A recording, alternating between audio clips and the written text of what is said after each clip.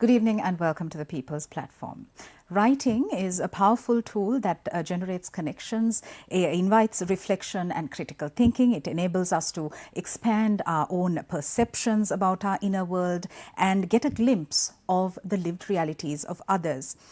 Reading also has the power to make us feel emotion, vulnerability, and it connects us over our shared humanity.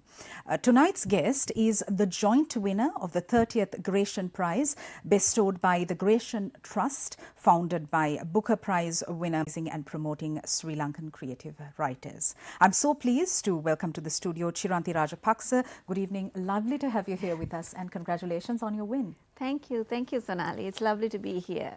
Before delving into the conversation, Chiranthi, let's speak a bit about your win. You won the prize for your short story collection, Keeping Time and Other Stories, alongside Yudhanjay Vijayaratna for his book, The Wretched and the Damned. It's a beautiful thing to be recognized and appreciated for your toil. How has the emotional journey been like post this win, as juxtaposed with life as you knew it? Well, life as I know it goes on in spite of it. I'm just really happy about the win. I think I've been writing for a long time.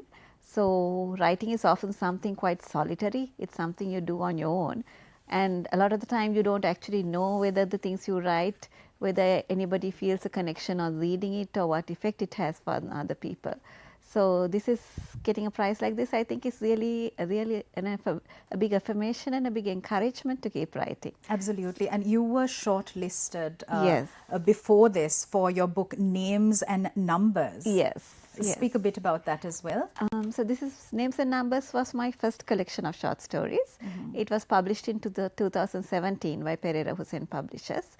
And it's also, I think, this collection and the new collection are somewhat similar in the sense that I think both in the stories in both these focus on contemporary urban life in Sri Lanka.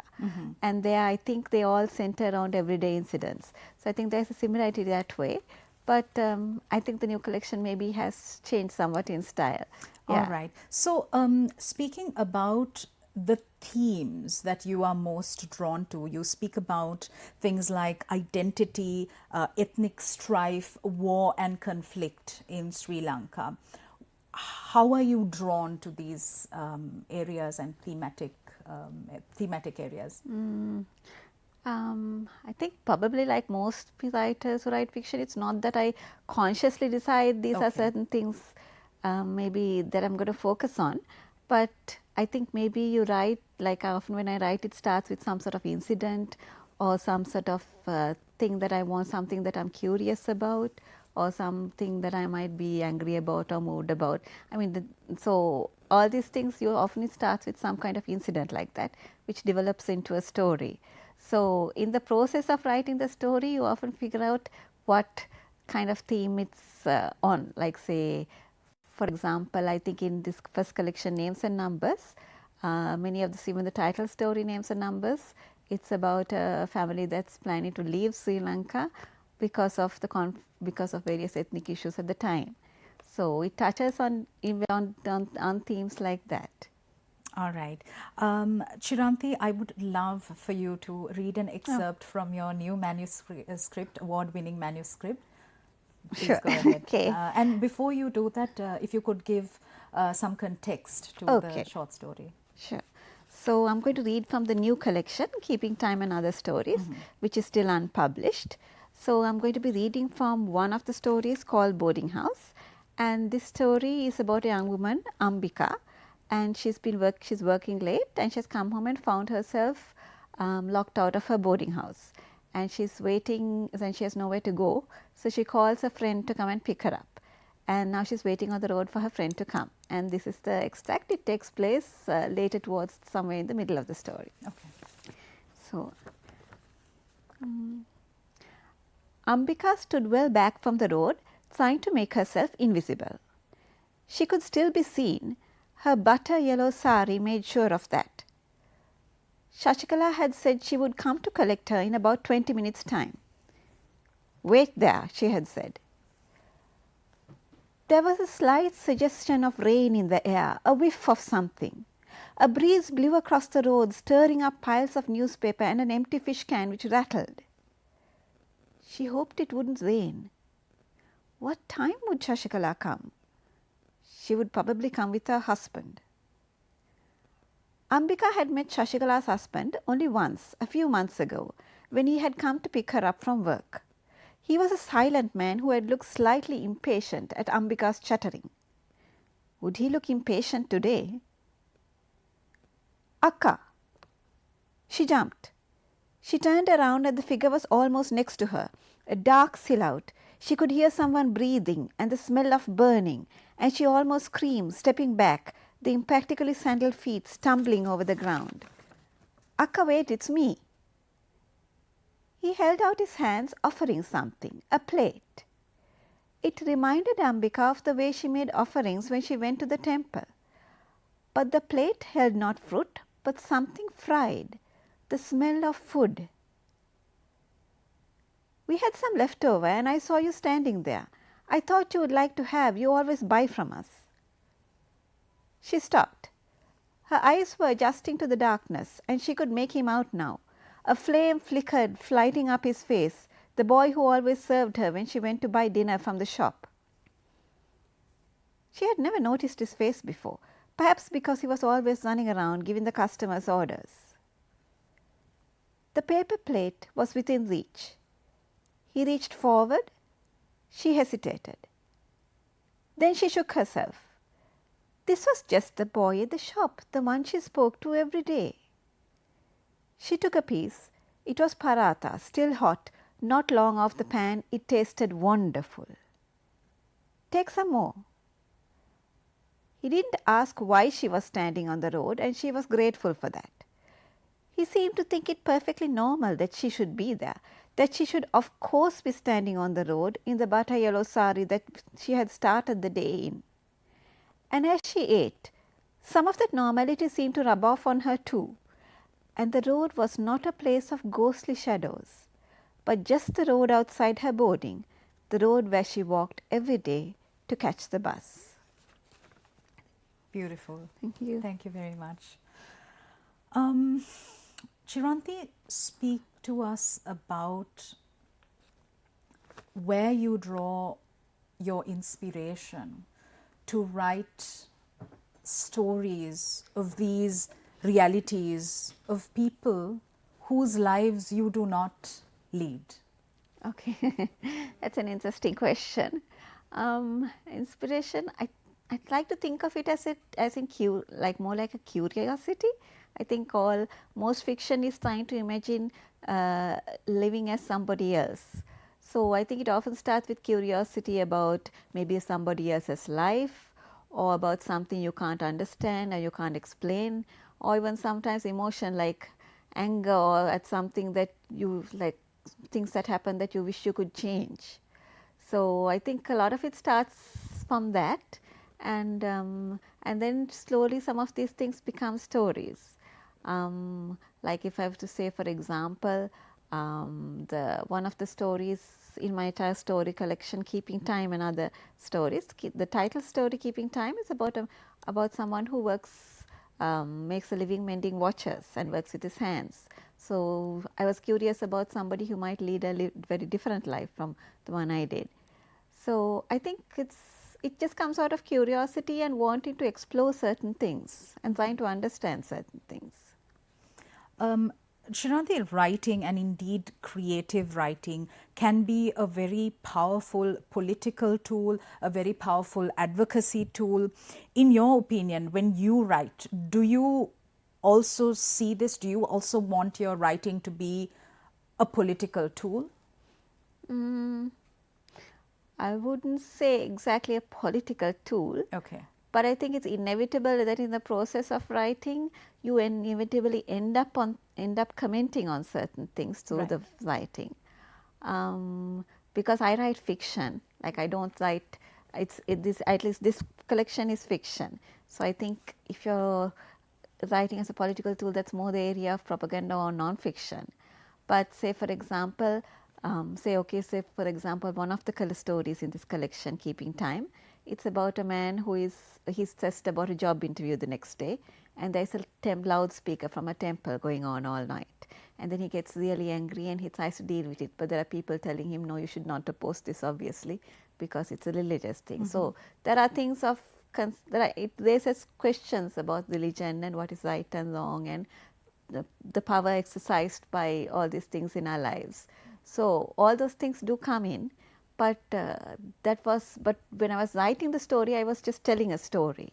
Okay. So it was not a conscious thing to say I want to advocate for certain thing or like anything like that. For example, one of the examples that I can think of is Animal Farm. George Orwell's Animal Farm, which is a work of fiction, but it really isn't. That's the last thing it is. Yes. However, you say that it's not a conscious effort on your part to make it a political tool right now. I wouldn't say a political tool, but I would say it's like when you're writing a story, you have an idea in your head of the things you want to, that you have some idea of sense of the things that you're commenting on. So, but I think it's more like asking a question, at least in the things that I was trying to write. It's not saying advocating for a particular position, but asking a question, more like asking a question and leaving it for, I think maybe for the reader to come up with, to like draw what conclusions they will from it. Beautiful. We are in conversation with a joint winner of the Gratiaen Prize for 2022, Chiranthi Rajapaksa. Chiranthi, your day job is as a legal researcher. Where does creative writing fit in? Well, I've been doing various different kinds of jobs, to be honest, for a while. But writing has always been, I think, a pretty much a central part of my life. Okay. So I've studied law. I studied law and dentistry. So currently I'm working as a legal and policy researcher with LearnAsia. So yes, so I think, well, basically all the everyday experiences I think do fit into my writing, in the sense that everything you experience, all the people you interact with, all do influence how you think, and I think in the end what you write about. I think probably the challenge is finding time to write, because you have to fit it around practical everyday things. So that is always challenging. What is your writing process like? So for me it's a process. The process takes quite some time usually.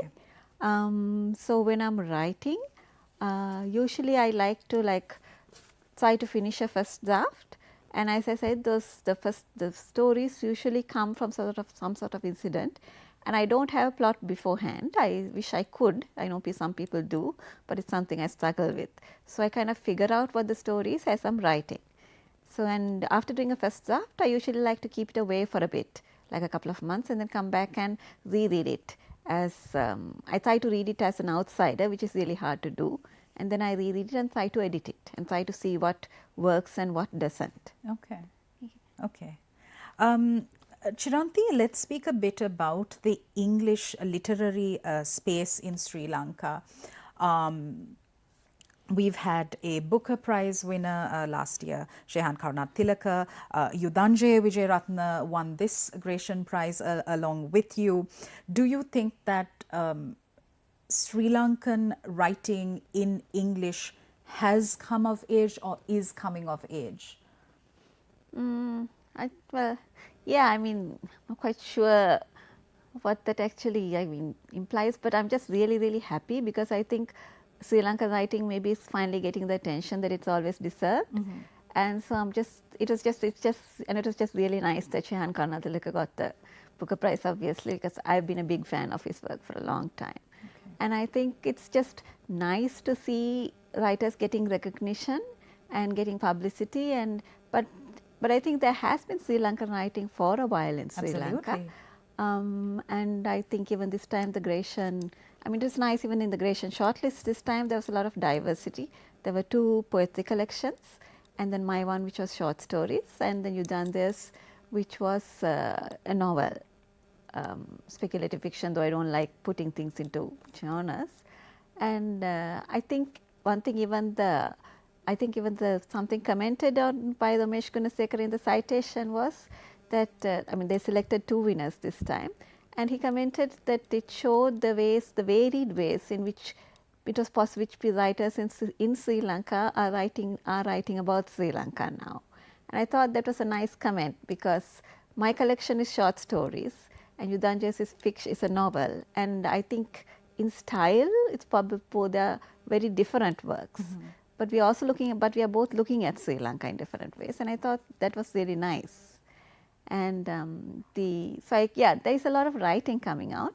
I would like to, I mean, it would be nice also if the editing and publishing industries also would also, like, I think this would also develop more in the same way, because it's still really hard to get feedback for your writing, I think, here. To get feedback, and I was lucky because with my first collection, it was published by Purera Hussain Publishers, who actually edited the manuscript book for me. And in 2017, when I was shortlisted, the judges, in the 2017 judges, actually gave me a lot of feedback, particularly Michelle de Cresta, who helped me a lot. So I think all those things were a lot of encouragement for me to keep writing. But I think we don't yet have a very big publishing or editing industries to really support writers. Right. So in English. Yes. Right. So that ecosystem needs to be nurtured. I would love to see that developing more, because I think that really helps. Okay. So at the beginning of this interview, you alluded to the fact that your writing is predominantly about urban contemporary life in Sri Lanka, and you speak of everyday incidents. What is the magic you see in, what is the novelty you see in the mundane? I think those are just the things that I find interesting and that I'm drawn to when I write. I mean, I would love to write different kinds of books as well. I mean, I really like to, I don't know, I really like reading detective stories. I like fantasy, I like SF. But when I sit down to write, this is the thing that comes into my head. So, I mean, these are the kind of stories that so far at least I have ended up writing. So, I mean, it's probably just something within myself. I think I probably find that I probably find it myself a bit difficult to answer. Okay, okay.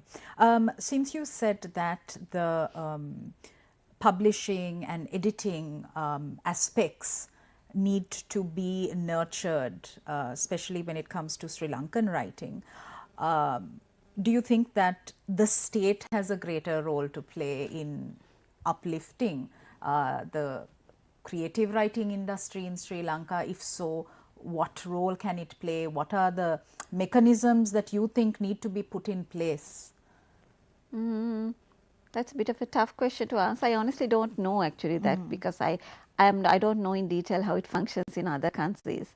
I just can see the experience that just being part of the Gratiaen and getting feedback for my writing from other writers who really know what they're like, from getting the feedback from other writers and working from the other writers. I can see that the difference that it has made to me. So I would love for more people to really be able to have that, because absolutely, yes, because feedback is a must, and editing, proofreading, proof editing, copy editing, all of these aspects need to be brought in, and a support system needs to be and it's just collaboration. Sometimes it's nice to be able to have somebody else to understand what you're trying to do, and have writing is solitary, so most of it you just have to do in yourself. I mean, I think basically you just have to sit down and write the thing, so there's really no way around that.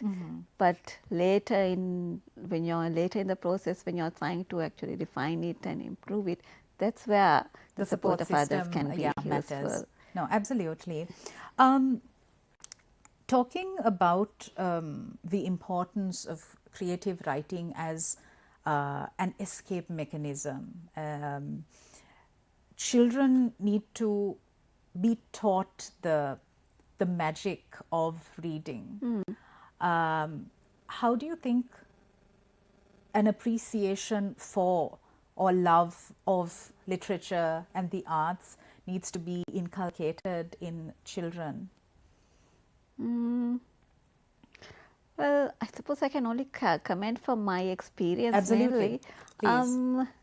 I think basically in my case, I was just around books all the time. Okay. But so I just found books I basically read anything that I found interesting. And I think libraries helped a lot. Okay. Because I think just being exposed to books and having access to books, and also I never had anybody telling me what I should read or not. So I basically just went to the library and read whatever I wanted to read. Okay. And I'm sure I didn't understand half of what I was reading at the time, which is fine, because I think it was just the freedom of being able to read what you wanted to was something I really enjoyed. And yeah. Okay. I'd also like to ask you, Chiranti, when in your writing you speak about aspects which are very much Sri Lankan, how do you bring in these nuances from the vernacular media to English without the meaning of it getting lost in translation?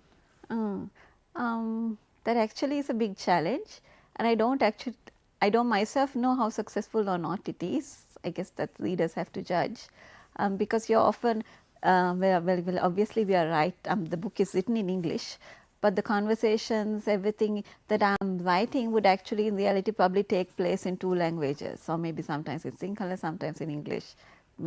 So it's difficult. I mean, I sometimes try to use, like I don't think it's a question of trying. Sometimes automatically you use certain words or single words, that colloquial words and things in the writing. But it's actually a challenge that I still am kind of grappling with, because I actually don't, it's something that I think about quite a lot. Okay. So what's the next step in your writing journey? Well, I'll definitely keep writing. So there's a couple of other things I'm working on. I've been working on a couple of other some other short stories, and also a draft novel. But then it feels really unfinished, and I have quite a lot of unfinished things in my laptop as well. Okay, so you have multiple drafts? Yes, I have various things that are like I write a lot, and some of it works out into things that get finished. Some of it doesn't. Okay. So yes, and you need to work on publishing your book, current book. Too. All right. Thank you very much, Chiranti Rajapaksa. Good luck with everything, and thank you for joining us. Thank you.